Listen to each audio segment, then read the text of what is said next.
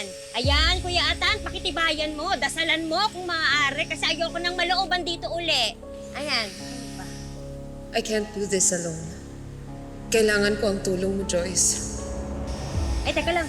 Hello! Hi, ma'am! Hello po.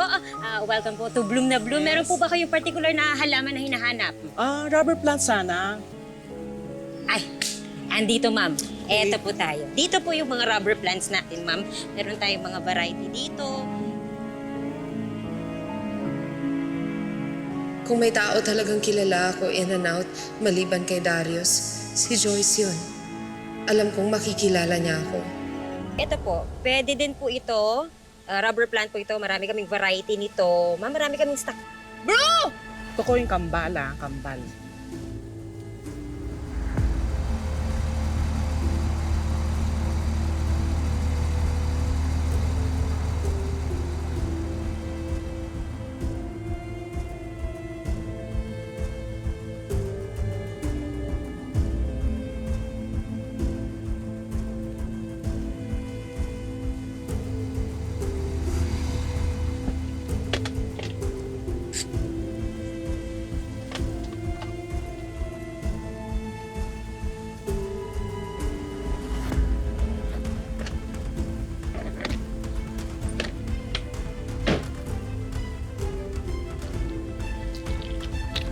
Uy, Joyce, sisip-sip mo dyan.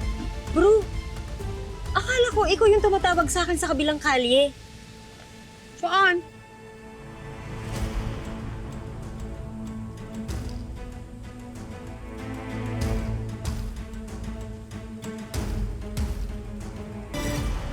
Tusan ba akong asikasuhin yung anak?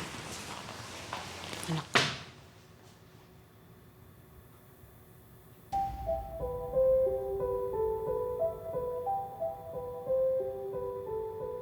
Puro si Darius lang ang inaalagaan mo. Ay, mahahalata ka niyan. Dapat, inaasikaso mo rin yung si Cheska. May nag-aasikaso naman kay Cheska, no? Eh, kahit ba?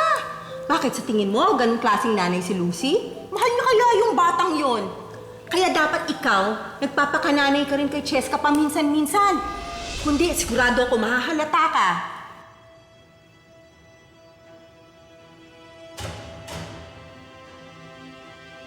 Joyce,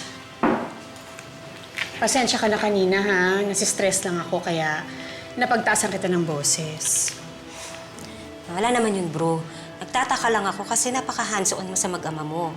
Konting kibot lang to the rescue ka agad. Pero ngayon, bakit naman parang wala kang pakialam? Hindi, no? Iuuwi rin naman ako kaagad. May hahanapin lang ako. Na? Ano pa hinahanap mo? Eh, baka may iniwan na note dito si Farah. Kailangan ko lang makasiguro. May nakita ka ba? Wala. Tsaka bakit naman siya nag-iiwan ng note sa'yo? Close ba kayo? Basta halos sa akin, hindi naman kami close. Miss Joyce, Ah, may customer po. teka, may customer.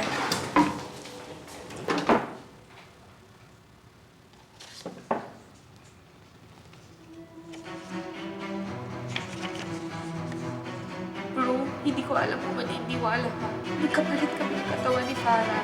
The next time na makita mo, hindi ako yun. Si Farah yun.